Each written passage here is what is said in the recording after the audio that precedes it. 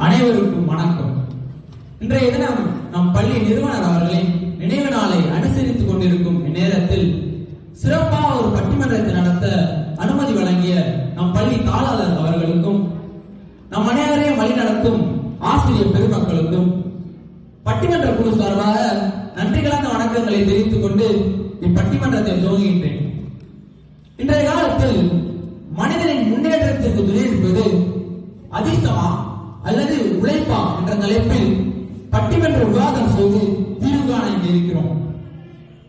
இங்கே இரு அணியினர் வருகை தந்துள்ளனர்.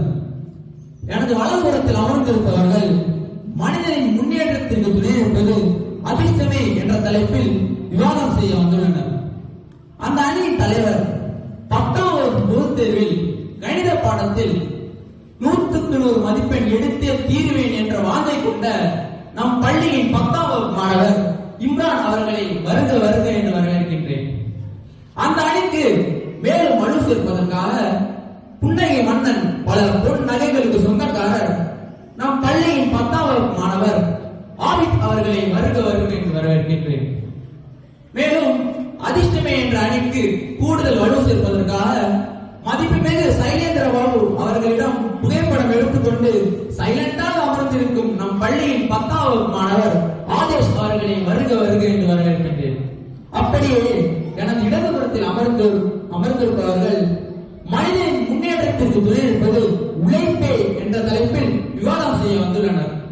அந்த அணியின் தலைவர் சிறந்த நாடக வர்ணனையாளர் நம் பள்ளியின் 10ஆம் வகுப்பு மாணவர் காட்டாம்பூர் நகுல் அவர்களை வருக வருக என்று வரவேற்கின்றேன். அந்த அணிக்கு மேலும் வலு சேர்ப்பதற்காக அதிர்ஷ்டத்தை நம்பாமல் உழைப்பை மட்டுமே நம்பும் சிறந்த விளையாட்டு வீரர் நம் பள்ளியின் 10ஆம் வகுப்பு மாணவர் ஹரிஷ் அவர்களை வருக வருக என்று வரவேற்கின்றேன். மேலும் உழைப்பு என்ற அணிக்கு கூடுதல் வலு சேர்ப்பதற்காக மதிப்புமிகு அப்துல் கலாம் அவர்களை போல சிறந்த விஞ்ஞானி ஆவதை தன் வாழ்நாள் லட்சியமாக கொண்ட நம் பள்ளியின் 10ஆம் வகுப்பு மாணவர் ஹெட் அவர்களை வருக வருக என்று வரவேற்கின்றேன். இப்போது மனிதனின் முன்னேற்றத்திற்கு துணை இருப்பது அதிர்ஷ்டமே என்ற அணியின் தலைவர் இம்ரான் அவர்களை தங்கள் வாதத்தை எடுத்துரைக்க அன்போடு அழைக்கிறேன். வாங்க இம்ரான். சிம்ம சோப்பனமாய் அனைவரது நெஞ்சங்களில் குடியிருக்கும் நடுவர் அவர்கள் உள்ளிட்ட அனைவருக்கும் எனது காலை வணக்கம். நடுவர் அவர்களே, அதிர்ஷ்டம் என்கிற ஒன்று இல்லை என்றால் நாம் எல்லாம் காணாமல் போயிடுவோம் அல்லவா? எப்படி என்று கேட்கிறீங்களா? சிம்பிளாக ஒரு உதாரணம் சொல்லியேன். இந்த வருடம் நடந்த 12ஆம் வகுப்பு பொதுத் தேர்வில் பிசிக்ஸ் கெமிஸ்ட்ரி கொஸ்டின் கொஞ்சம் கஷ்டமாக இருந்தது. வருஷம் முழுக்க உழைச்சு நைட்டு முழுக்க கண்ணு முழிச்சு படிச்சதெல்லாம் வீணா போச்சு அப்படின்னு என் ஃப்ரெண்ட்ஸ் சொன்னாங்க. ஆனா யாருமே எதிர்பார்த்திருக்க மாட்டாங்க, கொஸ்டின் பேப்பர் தப்பா இருந்தனால 13 மார்க் கிரேஸ் மார்க் கொடுப்பாங்கன்னு. குடுக்கிற தெய்வம் குழுவைய பிச்சுக்கிட்டு கட்டும்னு சும்மாவா சொன்னாங்க? இல்லையே. உழைப்புக்கு அங்க பயன் இல்லை. நடுவர் அவர்களே, என் ஃப்ரெண்ட்ஸ் மாதிரி கொஸ்டினுக்கு விடையே தெரியலனாலும் இந்நேரம் கொஸ்டின் நம்பர் போட்டு அட்டென்ட் பண்ணியிருந்தா 13 மார்க் அசால்ட்டாக கிடைத்திருக்கும். வடிவேல் சொல்ற மாதிரி அடிச்சா பாரு அப்பாயின்மெண்ட் ஆர்டர்னு. அப்ப என் ஃப்ரெண்ட்ஸ்லாம் அதிர்ஷ்டசாலி தானே நடுவர் அவர்களே? அந்த மார்க் மட்டும் இல்லை என்றால் நிறைய ஃப்ரெண்ட்ஸ் ஃபெயில் ஆகி இன்னொரு முறை படிச்சு எக்ஸாம் எழுதி மன உளைச்சலுக்கு ஆளாயிருப்பாங்க. எனவே மனித முன்னேற்றத்திற்கு துணை நிற்பது அதிர்ஷ்டமே என்று கூறி பேச வாய்ப்பு தந்ததுக்கு நன்றி கூறி விடைபெறுகிறேன். நன்றி. அருமை அருமை. சிறப்பாக பல கருத்துக்களை கூறிய இம்ரான் அவர்களுக்கு நன்றி. அடுத்ததாக மனிதனின் முன்னேற்றத்திற்கு துணை என்பது உழைப்பே என்ற அணியின் தலைவர் நகுல் அவர்களை தங்கள் வாதத்தை எடுத்துரைக்க அன்போடு அழைக்கிறேன். மணிமகுடமாய் வீட்டிற்கும் நடுவர் அவர்களை வணங்கி ஆன்றோ சான்றோனை போன்ற அனைவருக்கும் எனது சிறந்தாந்த வணக்கம். உன்னால் முடியும் தம்பி தம்பி, அட உனக்குள் இருக்கும் உன்னை நம்பி, உன் தொலை உயர்த்து தூங்கி விழும் நாட்டை எழுப்பு, உன் தொலை உயர்த்து தூங்கி விழும் நாட்டை எழுப்பு எப்படின்னு நமக்குள்ள இருக்க உழைப்பை பத்தி இந்த பாடல அருமையா சொல்லியிருக்காங்க. எனக்கு எதிராக பேசினாங்க, அவருக்கு அதிர்ஷ்டம் தான் கை கொடுத்துச்சுன்னு. நான் உனக்கு கேட்கிறேன், அதிர்ஷ்டம் அவரோட ஃப்ரெண்டாப்பா கை கொடுக்கறதுக்கு. நான் வந்து இன்னொன்னு சொல்றேன், கொஸ்டின் பேப்பர் வருஷம் தப்பா வரும்னு அது படிக்காம வந்தா ஃபெயில் ஆயிடும். இப்படி வருஷம் கொஸ்டின் பேப்பர் தப்பா வந்து கிரேஸ் மார்க் கிடைக்கணும் படிக்காம இருந்தா ஃபெயில் ஆயிடும். சரியாதானே சொல்றாரு. கண் கேட்ட பிறகு சூரிய நமஸ்காரம் பண்ணி ஒரு பிரயோஜனமும் இல்லை. நல்லா படிச்சாதான் அந்த உழைப்புக்கு ஏற்ற பலன் நிச்சயமா கிடைக்கும். உங்களுக்கு ஒரு எடுத்துக்காட்டு சொல்றேன். அவங்களுக்கு பிடிச்ச பூ பார்த்தா அது அதிர்ஷ்டம். அது டெய்லி பார்க்க முடியுமான்னு கேட்டா அது ரொம்ப கஷ்டம். அது தேவை உங்களோட இஷ்டம். அந்த பூச்செடியை நட்டு வச்சு வளர்த்தா அதான் உழைப்பு. இன்னும் உங்களுக்கு புரியுற மாதிரி சொல்றேன். நம்ம தூங்கிட்டு இருக்கும் போது நம்ம உடல் உறுப்புகள் உழைச்சுக்கிட்டு தான் இருக்கு. அது உழைக்காம ஒரு நாள் இல்லை, அது ஒரு நிமிஷம் கூட உழைக்கணும்னா நம்ம உயிர் போயிடும். அது உழைப்பு. உழைப்பு இல்லாமல் மகிழ்ச்சி இல்லை, உழைப்பு இல்லாமல் வெற்றி இல்லை, உடலும் உறுதி இல்லை, உயிரும் உறுதி இல்லை, உழைப்புங்கிற எதுவுமே இல்லை.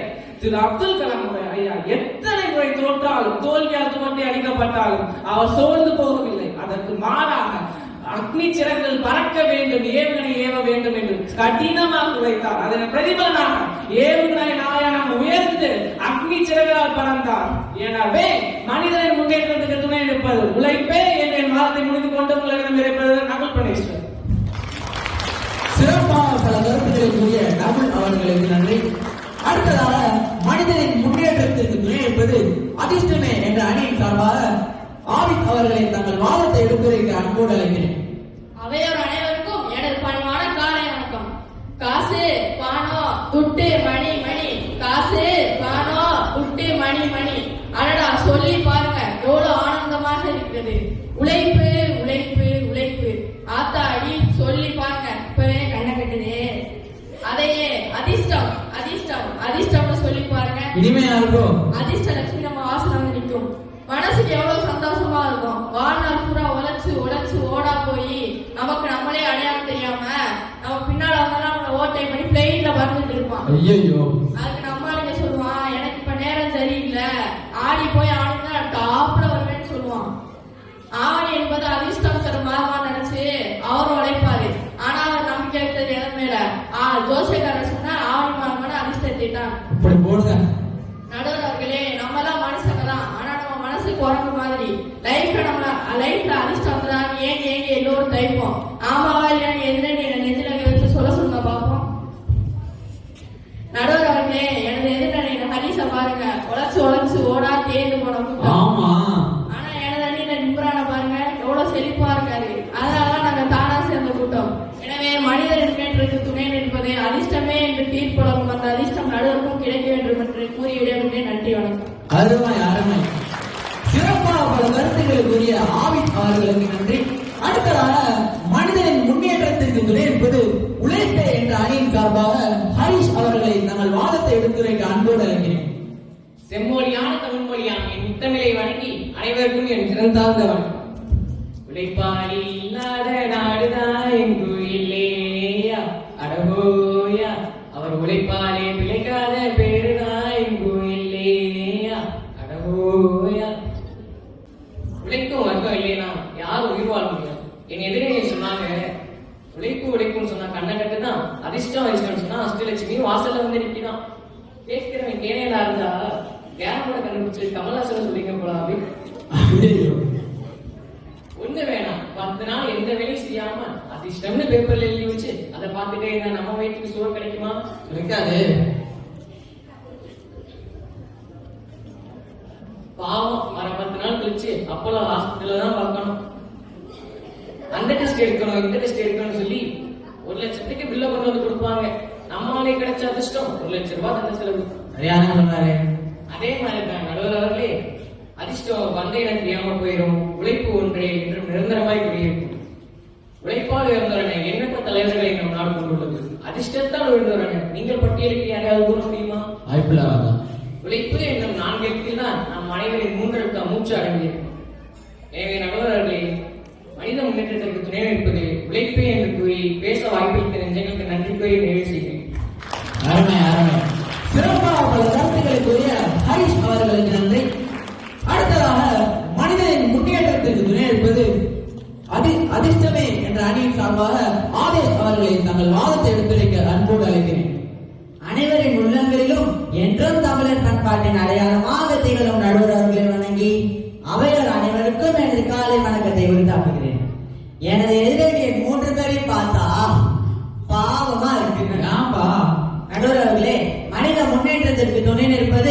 உழைப்புதான் சொல்லி 15 வருஷமா காலத்தை வீணடிச்சிட்டாங்க. உழைக்கணும், நான் இல்லைன்னு சொல்லல, ஆனா எப்படி உழைக்கணும்னு தெரிஞ்சுக்கிட்டு உழைக்கணும். சொல்லுங்க. சும்மா அலட்சமாவே அரைச்சு சுட்டு இட்லி தோசையே சாப்பிட்டுட்டு இருந்தா அப்புறம் எப்ப மத்த உணவு வகையெல்லாம் டேஸ்ட் பண்றது? சரியானங்க சொல்றாரு. எப்படி டேஸ்ட் பண்ணுவீங்க?